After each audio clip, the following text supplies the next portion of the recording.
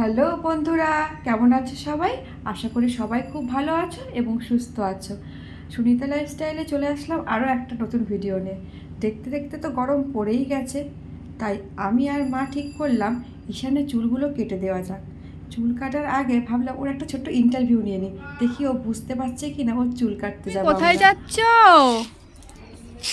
হ্যাঁ, বাইরে চুল কাটতে যাচ্ছ?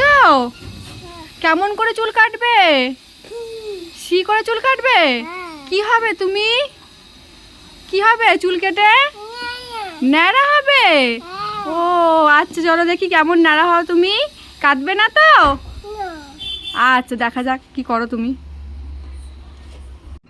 বাড়ি থেকে বলে গেল যে সে কাঁদবে না, কিন্তু চুল কাটতে গিয়ে সে কি ভীষণ কান্না, ধরে রাখা যায় না ছেলেকে।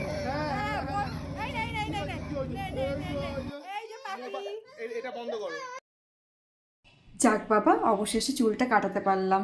আজকের জন্য এই ভিডিওটা এখানে এন্ড করলাম। ভালো লাগলে প্লিজ লাইক আর সাবস্ক্রাইব করে দিও।